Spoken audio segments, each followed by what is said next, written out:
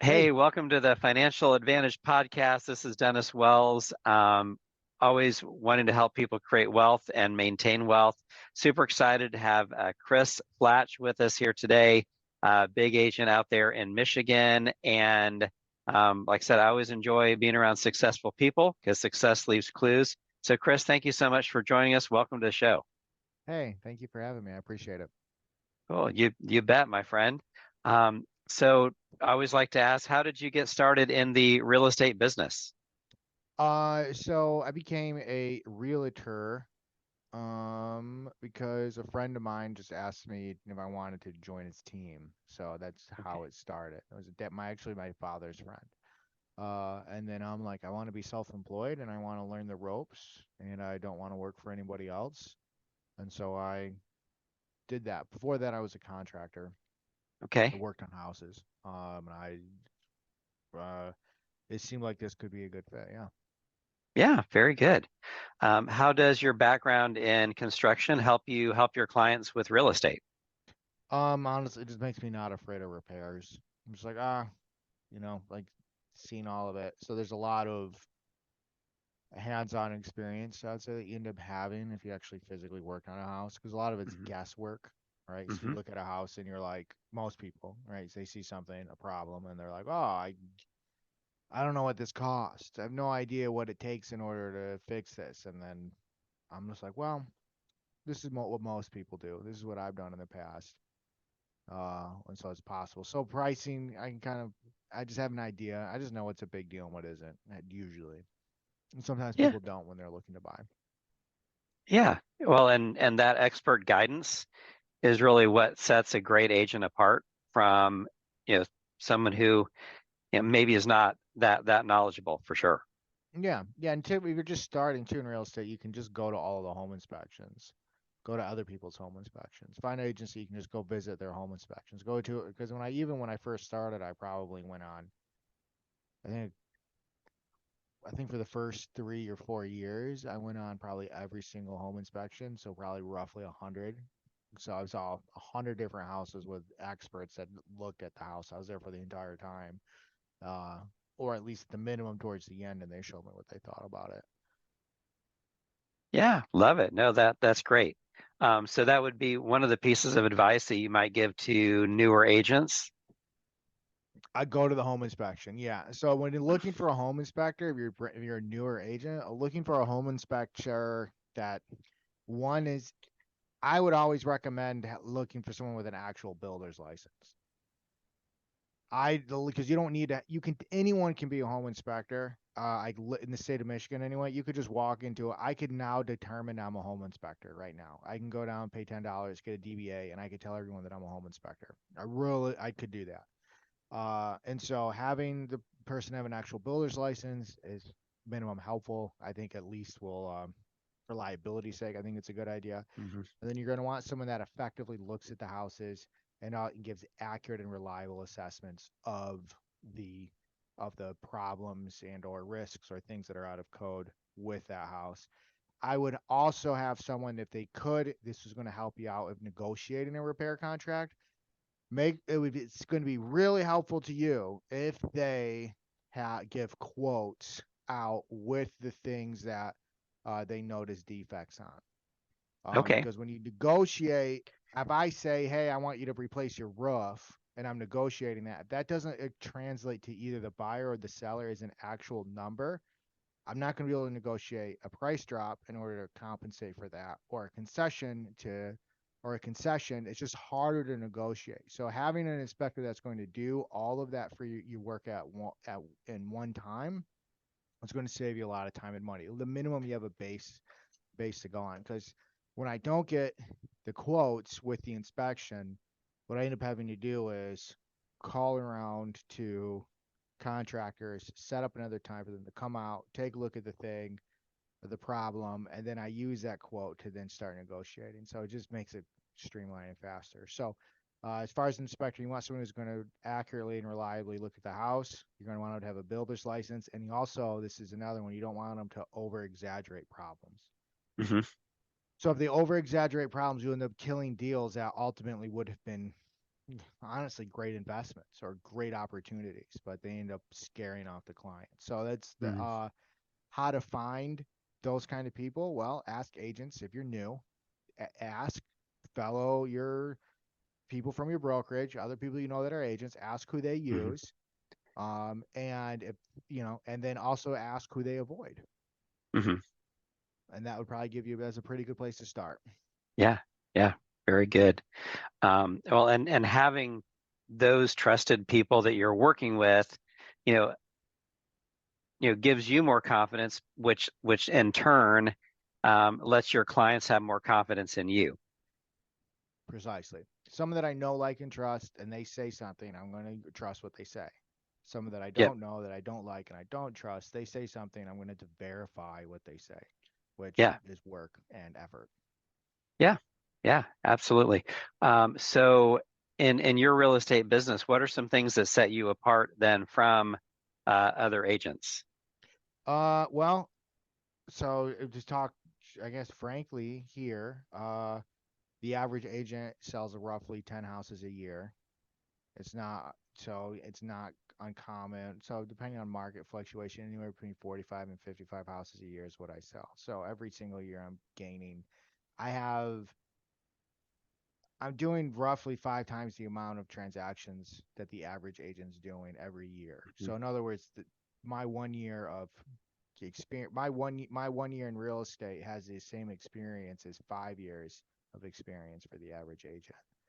Mhm. 8 to 10, yeah, 8 to 10 houses. So that's probably one, and then I'll team expertise, that kind of thing. When you do things kind of repetitively and professionally, consistently, you just develop ways to not make mistakes, Mhm. which ultimately end up saving the clients tens of thousands of dollars. Mhm. So, for example, like just one thing that we look at because we've had issues with this is water bills. So, water bills stay with the property, they don't stay with the homeowner. So, if I never pay my water bill and I sell my house, that water bill gets translated to the new owner. Wow. So if you can imagine being a new home, and so that's something, and the title company doesn't check for that, Mm. or they may not check for that. So then whose job is it to check for that? The real estate, the other agent on the other side of the equation isn't going to tell me about it unless I ask for it. Mhm. And quite honestly, from his position, the less he knows, the better, because he's Right. representing the seller, not the buyer. And so then that's a question we ask. Who do we ask? Well, we ask the municipality to see if there's any outstanding bills. And if they are, we make sure it's a requirement at closing. But if that question never gets asked, that's a bill my client has now just accrued just Mhm. for owning just because he or she decided to be the person to own it or buy it. Mhm. So other things like that. We also have things called assessments around here, where that's where the city will actually charge. I'm not sure if you're familiar with assessments of where you are, but the municipality, because they provided you with the service of typically it's a gas line, natural gas line, or it's a sewer and water line. What they end up doing to pay for this expense that they invested in the area is they will charge the current homeowner. Uh, it's called an assessment or a hookup fee. Mhm. They're actually two different. Those are actually two different fees. So this is another way you can get screwed up. They can charge you an assessment for that, and that typically looks like uh, a increase in your property taxes for an extended period of time, 10, 20 years, something along that lines. But Mhm. that's an actual bill. They just did the current owner a favor by incorporating it in their taxes. But if you don't incorporate that, either one of two things will have to happen. You as the new buyer have to incorporate that into your monthly payment, which you may not be anticipating. So Mhm. congratulations, here's an extra $200 a month you weren't thinking about. Thanks for buying the Wow. house. Or you need to negotiate that the seller pays the remainder amount in full. Okay. Okay, so great. Okay, sounds pretty good because they were forced and or they hooked up within a year ago. So I'm driving through a property. I'm going to show a house, and I see a bunch of new road work going along the side of the street. I'm thinking to myself, there might be an assessment that's getting paid on this. Mhm. That's something we want to figure out. Yep. Um, even so, or if there's a hookup fee, this is the other thing too. Hookup fees are separate from assessments. Thank you, Mr. Municipality, for finding another way to charge us. But they actually, that's just for the right to hook up. So they have an assessment which is charging you for the ability to have it or the accessibility to it, and then the right to hook up to that.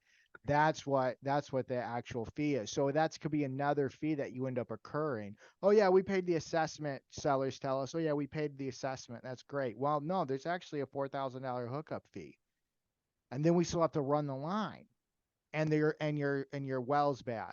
So this is the only thing we can do. You know what I mean? So it's these Yeah. sort of things uh, that, quite frankly, you learn through making. I don't want to say making mistakes, but ultimately what ends up happening is that you either hear about making mistakes or if you missed something in the past and you want to make sure you don't do it. So that's one Hmm. advantage I would say to using me, I guess, to someone who just started. With that being said, if someone just starts, it doesn't mean they can't have a good transaction. It just means they just won't know what's a risk and what isn't. Is hard to Hmm. tell if you just have limited experience. Right. Yeah. No. And to me, that's the value of a great realtor. A lot of Mm-hmm. times people think about, oh, what am I spending on commission to have this realtor sell my house, or why should I use a listing agent? And I talk with people. It's like, well, you have car insurance, you have house insurance. You may, an individual may do 3 or 4 real estate transactions in their lifetime, and someone like you're doing, you know, 5 or more a month. So Correct. you're getting, you're having the opportunity to see more things through Mm-hmm. what you're doing that then allows you to protect your clients. Yeah, exactly. And then there's I think too, like there's I would say the majority of it just the business of realty, being a realtor, works on word of mouth Hmm. recommendations. Hmm. And so if I service someone really well, it's really valuable to me to have that at the minimum a a a a good reputation with them. Even if they never refer me to someone, I'll say, at the minimum they won't say anything bad. Hmm. And that's very valuable to what how we acquire or gain clients, Hmm. or privilege, I'd say, the privilege to work with clients. Yeah. Yeah. And that's what a lot of people don't realize, I think sometimes too, whether you're on the lending side like me or the real estate side like you, is that lifetime value of the client, that the better we take care of our client, the more opportunity that we're going to have to help their friends, family, and coworkers. And of Absolutely. course, you and I, we look at that as an honor to be able to, help someone that knows someone that we've already helped. Yeah, exactly. Yeah, even take our relationship, for example. So if I hear someone tells me, I'm like, hey, I'm pre-approved. I'm like, great, who you pre-approved with? And they say Dennis Wells. Like, what am I going to say? Now I'm going to be like, yeah, great guy. Keep working with him, right? If he decides Mm-hmm. that he might want to, oh, I'm thinking about going with Quicken, or what do they call it now? Rocket. I'm just like, I would highly recommend, you now have third party support. I highly Hmm. recommend you stay with Dennis. Why? Because I know he's reliable. I know that what he says. I'm confident that when he says he's going to do something, he's going to do it. If something goes wrong, he's going to do his best to take care of it. He's going to avoid those potential mistakes, and he's going to be competitive with rates and terms. So why Hmm. would you go somewhere else? Yep. Yeah, absolutely. That's what and trust me, that's a conversation I have to frequently have. Not Hmm. necessarily with you, but with anyone that's using someone, that's I would say a fly by night, or Hmm. the lot of promises are there's a lot of things that are promised in the financial world. And if they're but they often don't look as good as they sound. Right. So Yeah. and then also having a bad lender can sometimes be the difference between you getting the house that you want and you missing out on the house of your dreams. Right. Right. Yeah. We talk a lot about the competitive advantage, and then we also talk about the, you know, the cost of non-performance on the lending side, Mm-hmm. just like, the cost of non-performance on the real estate side. Um, if we're not doing our due diligence, people can be out of home inspection money. They can be out of appraisal money. They can be out of earnest money. They can, you know, potentially be open to litigation and things simply because, we didn't take the necessary steps to protect our clients. Yeah, precisely. Yeah, and a lot of times, sometimes depending on, it's not like, I mean, if someone gave me an extra $400 or $500 at the end of the month, I'd be pretty happy about it. Hmm. And that's what it costs just to start playing ball when you find a house that you want. Right. So it's, if you're to end up, it's just easy for people to lose money at this. Just trying to become a homeowner for your first time, you could lose money, and it's, to you, very valuable money, Right. because a lot of times this is their, they it's not like they have hundreds of thousands of dollars in a savings account. You know what I'm saying? Hmm. Like, they're often spending their entire savings in order to purchase a house. Hmm. So every $100 makes a difference for them. Yeah. So yeah, we Yeah. want to avoid, though. We want to avoid, in other words, taking something. This is the largest purchase that most people make, right? For a Hmm. house. This is, Hmm. at least most people, owning a house is the single largest asset that they own. Um, and it's I would say it can be challenging. That whole process of doing it can be somewhat challenging and taxing, right? I get Hmm. all the questions, right? They all this Most buyers, and I primarily work with buyers. I'm happy to work with sellers, but primarily work with buyers. And most buyers are afraid of overpaying for the house. Hmm. Most of them are afraid of losing out on a good deal or not seeing all of the potential inventory. Hmm. And then they're afraid of making a mistake. So they're going to buy something like a money pit that they're going to end up regretting later, Hmm. right? And then they're also afraid, the last but not least, they're afraid of being swindled or tricked. Hmm. So there's a lot that goes mentally, I would say, and emotionally. There's a lot that goes into purchasing a first house, and then and then on top of that, they feel nickel and dimed. Right. You know what I mean? Home inspection, lending fees, or appraisal. You know what I'm saying? Like, Yep. some Yep. of these we can avoid by finding the right house for the right price. But at the end of the day, you don't want to pay all those things, and then at the 11th hour, right, as you're about ready to close, the lender's like, "Oh, can't do it." Right. Well, why? Why? We made a mistake we made a mistake in the beginning, and we're really sorry. Like, what? Right. Like, my client did. You're telling me they spent thousands of dollars to be able to buy this? On your word, you said they could afford this. Hmm. Thousands of dollars to buy this, and then on top of that, they had to rearrange their entire lives to potentially purchase this. And now, a few days before closing, you're going to just say, "Oops." Right. You know what I mean? So yes, hiring someone, even if you have to pay a little bit more is good, it's probably worth it. Right. Right.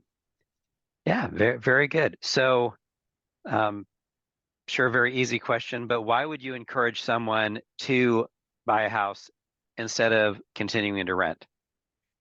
Um, I would. Well, I'm a landlord. I don't know if you own any properties. I'm a landlord. I really like it when people pay my mortgage. I have 4 mortgages. I love it when other people pay my mortgage. Yeah. And so in general, it makes more sense to pay your own mortgage than to pay someone else's. Yeah. The providing that you, and then on top of that, we're seeing houses appreciate on in the fair market is about 3 to 5% per year. Hmm. So and that's just to have an asset of, your largest asset consistently appreciate is going to benefit you. Plus, Hmm. if you want to offset that, the fact you typically have to pay to live somewhere. Yep. So if you're going to pay roughly the same amount to live somewhere, and you can, as you would, but you get no equity at the end of the day, or you can live somewhere and get equity, 50, I say 50 grand in equity, at the end of 4 or 5 years, I think I would rather Hmm. have the $50,000. Right. Even if that means I have to pay for some maintenance or some repairs. Hmm. So, in yeah, I would say homeownership is there's just so many more options too. You can leverage it. You can potentially Yep. borrow against your house. Hmm. Whatever improvements you make, you typically don't lose that money. Then not only that, you get the freedom to do what you want. A lot of the times to do what you want with the property, paint it a certain color, add on, whatever, right? Hmm. Whatever improvements you make or repairs you make, you're not going to have to worry about someone else, some other tenant or the landlord benefiting from that. Hmm. Um, and then ultimately, which most people do, they end up selling it and using whatever equity they did make for their next down payment. Yep. Yeah, yeah, we talk to people a lot about that return on investment. So, if you're putting 5% down on a house that's going up 4% a year, you're making 80% return on that money every single year. And and what we've seen really over the last couple of years, obviously, is a much higher appreciation than even that. But and then people also don't understand that, like you're saying, every time you make your payment, you owe less on the house. So you have that amortization gain as well as the appreciation gain. Um, and there's just a reason why the average homeowner's net worth is about 10 times that of your average renter. And I think that in and of itself is a good statistic to go by, Hmm. right? I mean, that in and of itself, people who rent have a lower net worth than people who don't. And I not saying that it's fair, but Hmm. that's just the way that it is. Yep. That statistic, that's a mathematical certainty. Right. Right. Well, and when they look at people who are wealthy, um, the of them didn't inherit their wealth. And Hmm. also the vast majority of them, home ownership was a key part of that. Not the only thing in growing wealth, but one of the keys to growing wealth long term. Hmm. Is actually owning things, owning Yes. property, owning assets. And real Yep. estate is a pretty safe asset. Yes. Very good. Well, really appreciate your time today. Any question that I should have asked you that I didn't? I don't think so. I feel like you did pretty. I do have a question for you if we have a little bit Yeah. of time. Yeah. So right now we're seeing the stuff going on. I'm sure you heard of the lawsuit that happened Yep. on the commission side. And so what that is basically there's a co-brokerage, as you're aware of, where Mm-hmm. basically the listing agent pays part of their commission to the buyer's agent to procure to I would say to curate and to procure, curate, and then perform on a real estate transaction. Mm-hmm. So the buyer is uh, bringing all the money from the mortgage to pay for the house. The way that the fees are structured for the house, that includes a commission payment to the buyer's agent that's representing the buyer. Mm-hmm. So get moving forward, and it looks like the feds or the housing or the fair housing, not fair housing. Who's the one that does it? Uh, whoever the economy, I'm not sure. Whatever group of people that are in charge of making sure the antitrust laws, Mm-hmm. whoever's the one running that. It looks like at some point in time, I think the general direction is that that's going to go away entirely, Mm-hmm. right? Where for the most part, sellers aren't going to be willing to pay for the buyer's agent's commission, right? And Mm-hmm. their fee to service the buyer, which I guess could make sense. If the buyer doesn't have the money to pay for good quality service, Mm-hmm. or for an agent, um, do you predict? Well, that means they either have to work with the listing agent, which means that they have to work with the listing agent, then they're not being represented. They're doing Mm-hmm. like they're literally working for the uh the prosecuting attorney. You know what I mean? Right. They're Right. literally hoping that the prosecutor is going to also defend them in court. Yeah. It doesn't Yeah. make any sense. So they can work with someone who's not going to represent their best interest on the largest purchase of their life, Mm-hmm. or do you think it'll come down, or have you heard any talks? Long-winded question, but have you heard any talks about that co-brokerage being a part of the of a of a incorporated in the loan? So I've not heard anything substantial on that. Now, so a couple things I would say. Number one, um, real estate commission. If you're looking at overall finder fees, real Hmm. estate commission is the best deal in the world. You know, that you're moving a house and you're paying 6 to 7% to, you know, to get the word out and find someone to buy it. Super cheap. Um, you know, I is there a possibility where, they could extend concessions, increase the amount of seller contributions that they can give to cover that potentially? Um, you know, would it be possible, I think, to, make it part of the loan? Again, possibly. Brian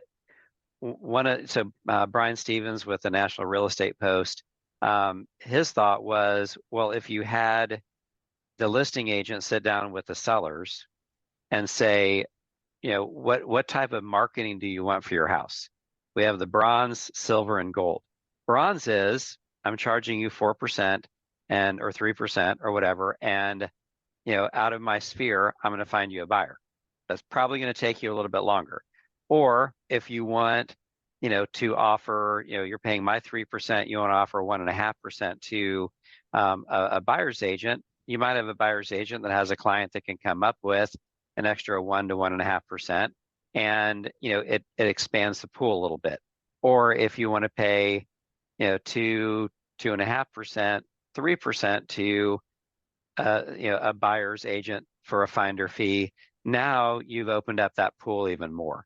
So I think the end of the day, what is going to happen in the real estate world is what happened in mortgages, back in 2008 to 2010, where the real goal was that loan officers are providing value to their clients. Just like what you're talking about, you provide real value to your clients that is worth real money. I think what the DOJ and others are trying to get away from with this lawsuit is the person that gets their license, they feel like they can luck into a deal here or there, maybe friends or family. They can show a couple of houses, fill out a fillable PDF form, send it in, and come to closing and get a check. That's someone who's not really providing the same level of value as someone like you in the marketplace. So it'll be interesting to see how this turns out. But I'm very interested. I think that those realtors, the professional realtors that are providing huge value are going to be fine. I think you're going to, see the marginal agents are going to be the ones that are probably going to be most affected. Yeah, because I know because yeah, what'll happen is what I see foresee happening is it's simply becoming more expensive to be a purchaser, to be Mm-hmm. a buyer, because Mm-hmm. you used to be able to incorporate that in the sales price of the house, in this Right. sense by right because it just kind of makes sense. I sell my house for if I'm trying to sell my house for I want to walk away with $200,000. Let's say I need to walk Mm-hmm. away with $200,000. Well, and I'm going to have $20,000 for commissions, and I'm Mm-hmm. going to have $5,000 for every fee, other fees associated with it. My sales price that I'm going to get, I'm going to list the house for 225. Yep. And then I'm going to end up walking away with 200. So, um, if we can't incorporate, so ultimately the commission, the representation for the buyer is being wrapped up into the price of the mortgage.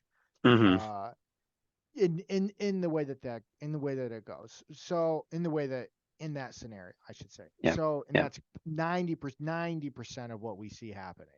Right? The sellers are smart. They know what they're going to net. They base their sales price on that, and everyone's doing that. So we could say it's potentially increasing the price of the property. We could say uh, the sellers could walk away with more money. I don't think that this scenario would keep the sellers from making more money because I feel like they'd just Mm-hmm. lower the price by an additional 3 or 4% to make their house more Mm-hmm. competitive.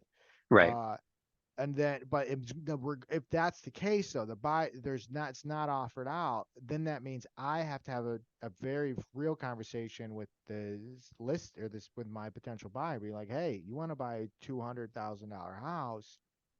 You're going to need to have available your down payment amount, which is Mm-hmm. going to be, we'll say roughly, we'll in low numbers would be 5%. Mm-hmm. So there's there's 10 grand, Yep. right? Okay, fine. And then you're going to need to pay your closing costs. So your closing costs probably about 8 grand if you include your mortgage insurance, and you also, well, not Hmm. more, you include your homeowner's insurance, and you include your Hmm. property taxes, and you include Yep. whatever lender fees there are available. And if you Hmm. have to buy down your rate for whatever reason, so there's another 8 grand. And then and then we look at your, um, and then now you're gonna have to pay me, which is going to be, some percentages less than what you put down for your down payment. But I mean, so now you're looking at maybe another 8 or 9 grand. Yeah. Yeah. And so now we just added on a fee that they have to have in cash, Yep. which is harder for people to have, especially if this is their first time. So I see this measure doing the opposite of what homeowners are wanting, which is for Hmm. them to walk away with more money. I see ultimately Right. them walking away with less money and having the assets they do have appreciating slower. So I Yep. see it as a negative impact all around. However, I do understand, um, it, from the outside, it looks like collusion. I Right. get Right. why they Right. say that, you Yes. know? So Yeah. For anyway, for for sure. For sure. that's all my thoughts on it. I know you only gave me a half hour, so I appreciate you letting me Oh, talk. I've enjoyed it. It's flown by. So, someone wants to get a hold of you. What's the best way to reach you? My cell phone, honestly, just rate the 269-993-7089. Shoot me a Awesome. text. I'm happy to call you. Happy to talk, have a conversation. All right. Love you. What Love about it. you? That's What's your that's best awesome. number? Yeah. So, my direct line 219-230-8400, and that one is answered 24/7. They can also go to wellsfundinggroup.com. And yeah, because what I'm known for is helping clients create wealth through real estate, create cash flow, and helping my realtor partners make more money through our extreme lead follow up and our real time referral system. Perfect. Beautiful. I appreciate it. Thank you so much. All right, Chris, thank you so much. I appreciate your time today. Hey, thank you. We'll talk later. Bye. All right, bye.